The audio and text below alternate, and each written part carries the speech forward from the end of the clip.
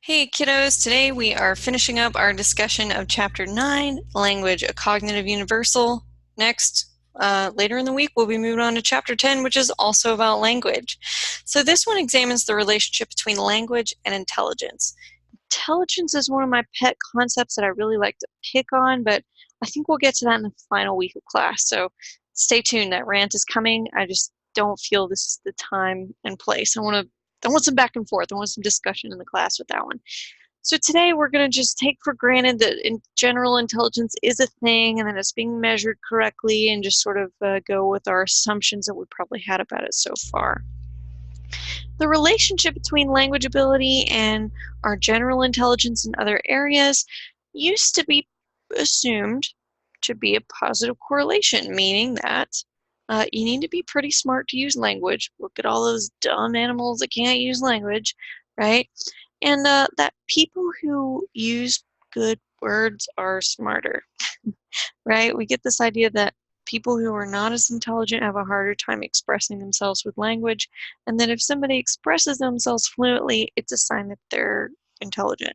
So we used to assume that humans got these amazing big brains and then suddenly woke up and knew how to use their vocal cords and their hands to communicate. Well, there's been a few discoveries that really screw up that understanding. So there are some cases in which language and intelligence appear to be positively correlated. When one goes up, the other goes up. When one goes down, the other goes down. In some cases, there doesn't really appear to be any relationship. And then in even other cases, they seem to be negatively correlated. When one of them goes up, the other one goes down. Before I covered this topic in a cognitive psychology class for the first time as an undergrad, I had never heard of that last scenario, and it really blew my mind. We're going to look at 5 different disorders and talk about where they fall on this diagram. So I'd kind of like for you to maybe fill that in for yourself on your notes. We'll start with the ones that are like most of us would expect and follow our misconceptions about language. Down syndrome is a case in which there is a third copy of your 21st chromosome, and you're only supposed to have 2 copies of any chromosome. So that's a fairly common mutation that has a certain specific set of physical and mental characteristics that go along with it. There's also different degrees of severity of how it impacts someone's phenotype, which is their appearance and behavior. One of the commonly understood symptoms of this disorder is cognitive impairment, or we might call it developmental delay. So I will go ahead and say, or intellectual disability, sorry. We'll go ahead and say that many people still use the word mentally retarded for this case. And I'll just also say that we don't really say that anymore. It hasn't been medical terminology since sometime in the early 2000s anymore, mostly because the R word has been used so disparagingly for so long that it's more of like a slur against a minority. Kind of like how different versions of the N word used to be used in like medical and scientific and political contexts. And we don't say that anymore, even though old scientific publications might say that. The R word nowadays, we're going to view the same. So if there's somebody with lower intelligence that we normally would have said MR about, we're going to say ID, intellectual disability. Developmental delay or developmental disabilities are when we find things like this happening or other deficits happening in a child as they're developing. And instead of saying terms like normal to talk about people who don't have these differences, we're going to say typically developing. So anyway, off of that soapbox for a minute, just wanted to make sure that we're using respectful language in the classroom and also being up to date, because that's how all the medical and psychological publications now talk about these concepts. Down syndrome is a classic case where we see that as that intellectual disability seems to increase, which means the intellectual ability decreases, language ability decreases. People with Down syndrome, the more severely affected they are, they tend to not understand and use language as fluently. I remember going to high school with a girl who had Down syndrome, and you could ask her things about herself, like her name and how old she was, and a few things she would understand. She could tell you her name, but then if you said, like, what's your birthday, she might just repeat her name or her age. So, and she wasn't able to use a lot of language in a lot of very unique ways. She kept it to shorter sentences in the way that younger children tend to do before they develop fluent, complete sentences. So her language was a bit slow and halting. And that's what typically people expect. Expect language and intelligence to go up together and to go down together. In the case of spina bifida, which is a developmental difference in which parts of the spinal cord may be partially outside of the body instead of encased in the vertebrae and inside the body. This happens due to probably teratogen exposure during development in the womb. Because it's a developmental difference in the nervous system, it sort of isn't all that surprising as well that we see intellectual disability and language deficits at the same time. So those are also positively correlated. They go up together, they go down together in this case. We have other areas that are not as tightly correlated though. So the cases of specific language impairment and Turner syndrome show us that language and intelligence are a lot more independent than we thought, and may not be correlated at all. So in specific language impairment, it's exactly what it sounds like. Somebody has typical intelligence in all other areas. They just have trouble expressing themselves and using written and spoken language. Turner syndrome is a situation in which we might find some mild intellectual differences, slightly lower IQ, but it's actually a syndrome in which one whole X chromosome is deleted. So you know how you've got, biological females are XX, biological males are XY. Well, Turner syndrome, these girls who develop physically on the outside as female may not know they have this condition until well into adulthood. They have just X. They have some features that are typical, and you can sort of recognize like you can with some other disorders. And I went to school with a girl who had this, and we didn't know. We knew Shauna was small, and she's very open about her condition now and sort of advocate for it. Otherwise, I wouldn't use her name. But we always just knew Shauna was small. She was so small that in kindergarten, when the rest of us could get up on a stool to reach the water fountain and drink after PE, she still couldn't reach it, even on the stool. The teachers would pick her up. Um, and she was always tiny compared to the rest of us. That never really changed. She had various types of testing done because they were concerned about whether she had a type of dwarfism, because some types of dwarfism, like pituitary, they can actually treat when you're younger, when your pituitary gland is not giving you enough growth hormone and you're not growing. So they tested back in those days. They couldn't sequence your whole genome quickly like you can nowadays, so they would look on just specific chromosomes. So they looked at, is she a pituitary dwarf? Does she have any other types of dwarfism? And it didn't seem to be the case. She was just small. Until we were 18, she noticed she had never gotten a period, which was kind of odd by that age. In well-nourished societies, usually you're going to get it by like 16. So she went to doctors who specialized in this, and they used some imaging to look at her reproductive organs, and they couldn't find anything. So they wondered, okay, they were like, okay, this happens sometimes. Maybe you're a type of intersex where like you have testes in there, but your outside's developed, in a feminine way. It's pretty common. You'd be surprised. And so maybe there's like tiny testes in there that are just in there, we just can't find them. Or maybe you have like just a really small uterus that never fully developed, and that's why you never menstruated.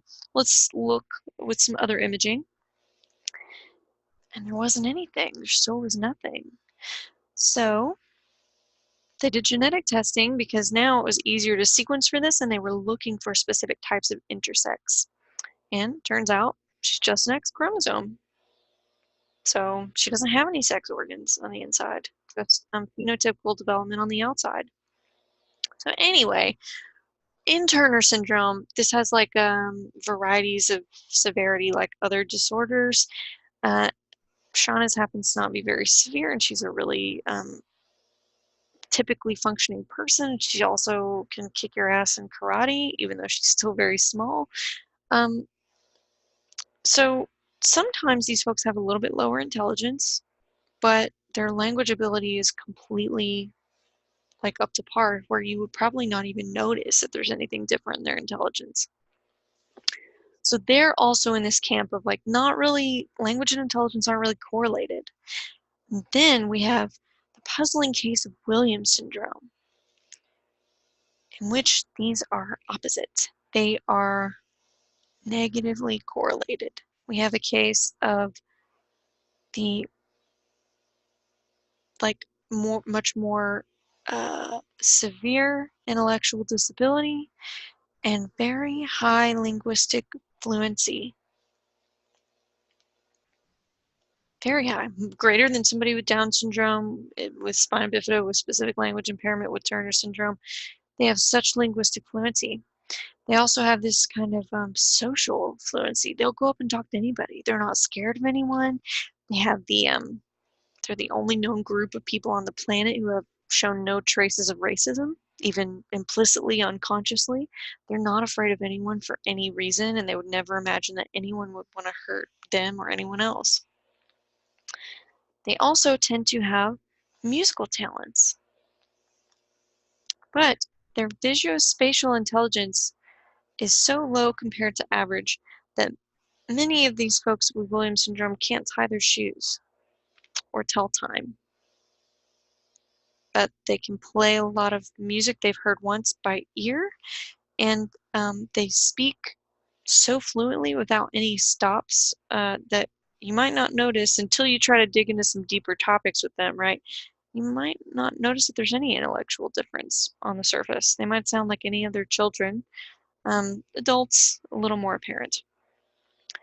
I want to dig a little bit into the neurobiology of this. It's really interesting. It might help us understand some of their deficits and some of their special gifts. So we don't get into neuroscience much in this course, but this is such a fascinating case. I just have to sprinkle a little bit of that spice in here and make sure to study it for your quiz and test.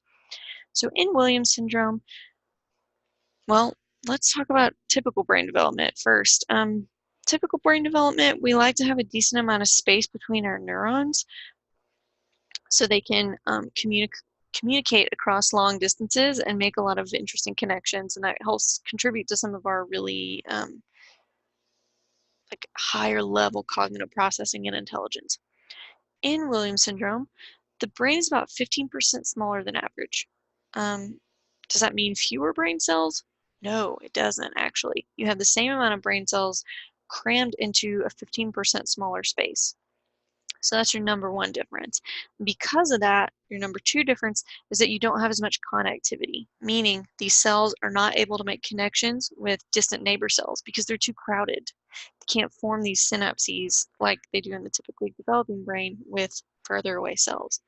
So maybe that's why you can't do quite as many complex cognitive processes in Williams syndrome, because some of these cells just can't even get to each other to make those things happen. They're too crowded. Now, they tend to have average connectivity in the temporal lobes, which are near your ears. They have to do with hearing and some to do with our emotions and some other stuff that we don't have to get too super into. Just know that their temporal lobes, the connectivity gives them enough space. Actually, their temporal lobes aren't that small. The smallness is in the rest of the brain. So, temporal lobes have typical connectivity and typical space between the cells. There's one other different feature about their temporal lobes that may contribute to this difference. So we find that in the typically developing brain, your hemispheres are not identical. So they're a little bit like if you took, like when you cut the avocado in like half and you just sort of like shift part of it a little bit before you like twist it and open it. That's what the typically developing brain looks like. So we have like one part is bigger on the back on one side, one part is bigger on the front on the other side. It's just a little bit, but most of us have this asymmetrical nature to our brains, and our temporal lobes are asymmetrical. The left temporal lobe is typically not much, it's typically the bigger one, because in most of us, it has to do with language. So we have all this language ability over here, and the other side sort of supports that, but Like the right half of our brain typically has more to do with not anything about the words we're using and what they're meaning, but kind of like the tone of it. You can hear the tone of somebody's voice, whether they're sarcastic or serious or their emotions of any kind, right? So that's what the right half of your brain helps you to do. You can detect if somebody is lying and other stuff like that a little more easily because of this right temporal lobe stuff. So that's the backdrop of the typically developing brain. In the Williams syndrome brain, you have symmetrical temporal lobes. Does that mean they're both smaller than typical temporal lobes? No. The left temporal lobe in Williams syndrome is the same size as the typical temporal lobe, and the right temporal lobe is bigger than typical. It matches the left one. They developed the same as mirror images instead of specialized. And so you get this intense emotional connection with other people.